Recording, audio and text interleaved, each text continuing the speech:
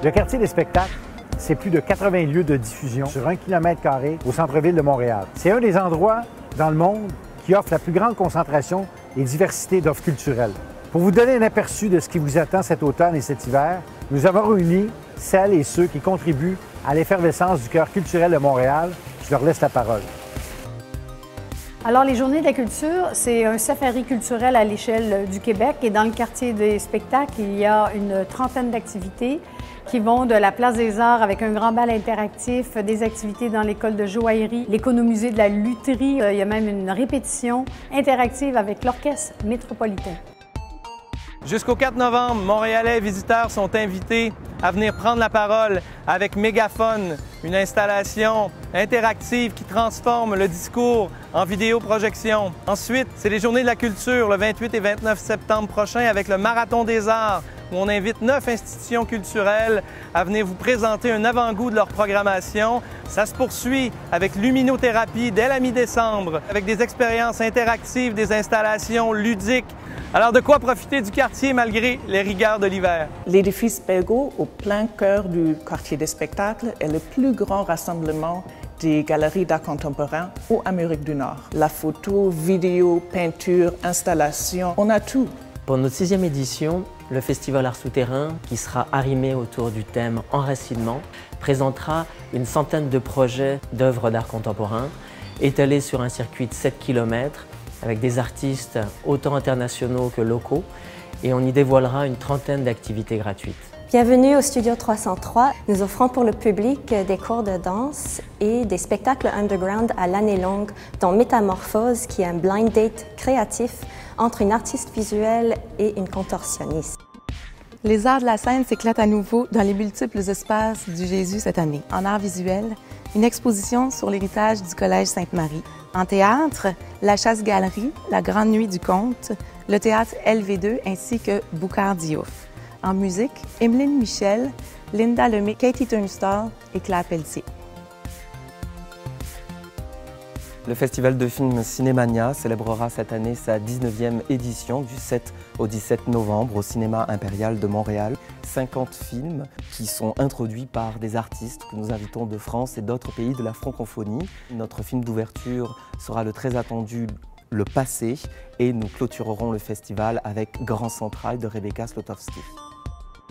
Le Jazz en Rafale présente un spécial sur le piano avec des artistes internationaux, Enrico Pieranunzi d'Italie, Pierre de Bettman de France, plusieurs pianistes québécois. On est ici à l'Agora Hydro-Québec du Cœur des Sciences de l'UQAM, le quartier général du Festival du Nouveau Cinéma, où se dérouleront un grand nombre d'activités gratuites, de concerts, de performances pendant notre 42e édition du 9 au 20 octobre 2013. On est également à 2 pas de l'endroit où nous proposerons des projections gratuites en extérieur. L'exposition de l'automne au Musée d'art contemporain s'intitule Beat Nation, art, hip-hop et culture autochtone. C'est une exposition, toutes disciplines confondues, d'artistes contemporains issus des communautés autochtones en Amérique du Nord et qui, contrairement à ce qu'on pourrait peut-être imaginer de l'art autochtone, est issu d'un milieu urbain et fortement influencé par le hip-hop. Un 19 octobre, place des festivals du quartier des spectacles. Je sais pas trop ce qu'on pourrait faire, réveiller les morts. La 15e édition du Festival Montréal en Lumière se déroule du 20 février au 2 mars 2014. Montréal en Lumière, c'est un festival très éclectique où il y a de la gastronomie. C'est même le plus important rendez-vous gastronomique en Amérique du Nord. Un site extérieur gratuit où il y a plein d'activités, dont la fameuse glissade qui est devenue un peu la marque de commerce de Montréal en Lumière. C'est aussi des spectacles en salle un peu partout dans le quartier des spectacles. C'est l'exposition Alfred Pellan à la Galerie Lounge TD et c'est la Nuit Blanche le 1er mars, un rendez-vous incontournable.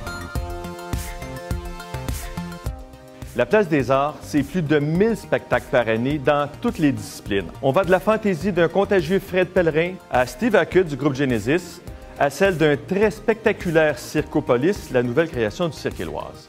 Ajoutez à cela une série jeunesse PDA Junior, sans compter toutes nos activités entourant le 50e anniversaire. L'Opéra de Montréal vous invite à un merveilleux voyage en Orient avec l'Acmé. En novembre, nous présenterons Falstaff pour célébrer le 200e anniversaire de naissance de Verdi et un concert gala en décembre de la plus belle musique de ce grand compositeur italien. Pour ouvrir la saison 2013-2014 de Grand Ballet, j'ai invité le grand chorégraphe et ami Matsei à présenter sa réinterprétation contemporaine exceptionnelle et fascinante du conte La Belle au bois dormant. Ceux qui verront La Belle seront marqués par son humour noir et la danse théâtrale. Giuseppe est fier de fêter ses 40 ans dans le quartier des spectacles. Venez célébrer avec nous le retour sur scène d'Hélène Bourgeois-Leclerc dans La Vénus au Vison. Une création québécoise à traversée de la mer intérieure, L'Esprit de famille, une comédie désopilante, Serge Postigo qui s'amène chez nous comme metteur en scène pour Sunderland et finalement un grand classique, Les liaisons dangereuses. C'est ici, à la Place des Arts, que Dansance vous convie à sa 16e saison. Une superbe saison avec 10 spectacles qui témoignent de la grande diversité des esthétiques en danse contemporaine d'ici et d'ailleurs, avec des grands noms comme ceux de Marie Chouinard, Maggie Marin, Olivier Dubois, Kyle Abraham, Victor Kiada et son Rubber Band Dance Group et bien sûr Wayne McGregor. À l'Art-TV Studio cet automne, nos nouvelles soirées Happening à l'Opéra, des apéros littéraires avec Le Fil ou nos belles soirées le TNM démasqué. Sinon, je vous invite à venir visiter l'exposition C'est juste la TV sous les projecteurs jusqu'au 12 octobre et à surveiller l'annonce prochaine d'un beau projet avec Ariane Moffat. L'OSM, c'est des concerts chaque semaine pour des publics diversifiés. De Cœur de pirate et Adam Cohen à la messe en si mineur de Jean-Sébastien Bach dirigée par Ken Nagano dans le cadre du Festival Bach. Sans oublier notre fin de saison où nous allons inaugurer l'orgue Pierre Béhic et allons ouvrir les portes de la Maison symphonique pour tous. La Maison symphonique offre une acoustique incomparable. C'est pourquoi la Société ProMusica, pour sa 65e saison, y offre ses concerts. Et nous aurons en octobre Jean-Guilhem Queyras, violoncelliste, et Alexandre Melnikov au piano. L'Orchestre métropolitain à la Maison symphonique cette saison, rencontre exclusive avec Yannick Nézet-Séguin, Marie-Nicole Lemieux et Hélène Grimaud. C'est aussi des moments privilégiés avec le Sac du printemps, l'Héroïca de Beethoven, Strauss, Mahler, Wagner. Avec Le Fil, la littérature a envahi le quartier des spectacles jusqu'au 29 septembre. Surtout avec son quartier littéraire installé ici sur le parterre. C'est quoi quartier littéraire? C'est une installation imaginée par des étudiants de l'école de design. Ce lieu qu'on peut visiter, où est-ce qu'on peut lire, où est-ce qu'on peut écrire, où est-ce qu'on peut écouter, où on peut découvrir toutes les facettes de la littérature. La saison 13-14 au TNM, c'est une saison qui m'a permis de réaliser plein de rêves, entre autres le mariage du cirque et du théâtre avec le murmure du coquelicot, les 7 doigts de la main, et aussi les technologies et la poésie avec Robert Lepage et Marc Labrèche, mais en passant par des auteurs comme Genet qui viennent nous inspirer de leur magie noire et également, bien sûr, Tremblay avec Albertine en Saint-An et la magie visuelle de 4DR avec Icare. Les grands mythes au rendez-vous, venez partager avec nous la passion des arts de la scène. La Maison du développement durable vous attend cet automne avec une 50aine d'activités gratuites et variées, dont des débats, des conférences, des ateliers, des visites guidées, des expositions, tout ça sur des sujets d'actualité. Je vous invite à venir visiter l'édifice le plus écologique au Québec. Cette saison, le Monument national met de l'avant le théâtre avec Yves Serré, Guillaume et Jacques, ainsi que les productions de l'École nationale de théâtre. Tangente accueille de nouveau les amateurs de danse contemporaine. On aura le retour de Louis-José Aude en novembre, de la souris Geronimo Stilton durant les fêtes et des monumentales. Et en février, François Bellefeuille nous présente son premier one-man show. Dans la Satosphère cet automne, Rouge Mekong de Françoise Lavoie-Pilote, RFID, un groupe britannique, le party d'Halloween et le jour de l'an dans la Satosphère, les 10 ans du Socatsat, le labo culinaire qui revient avec menus et événements thématiques et, à ne pas manquer, les concerts de Coco Rosie, DJ Champion à Manitoba. Pour Pop Montréal cette année, on a quelques coups de cours incluant le spectacle exclusif avec Soons au Musée d'art contemporain, un grand spectacle avec Local Natives au Metropolis. On a un spectacle avec À la Claire ensemble au Club Soda. Ramassez-vous un programme et faites votre horaire.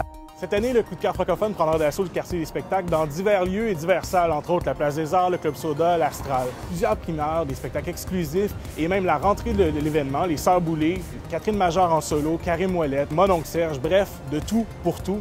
Donc on attaque la saison 27-28 septembre avec Pop Montréal, Emancipator à la Claire ensemble. On continue en octobre encore avec des festivals, le Ska, le festival Spasme. Novembre, il y aura le 27e coup de cœur francophone et encore des belles surprises. Et en décembre, Strass et paillettes avec le festival Burlesque.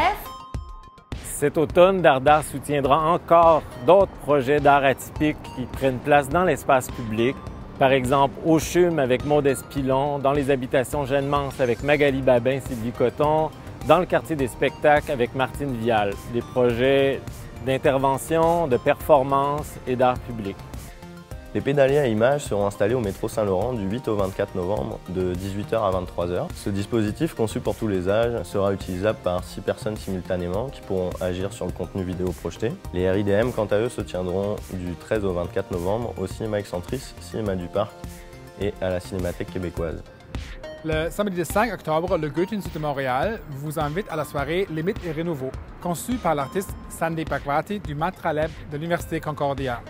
13 artistes vous proposent des performances, des dialogues, des installations et des réflexions artistiques sur un monde qui atteint de plus en plus ses limites.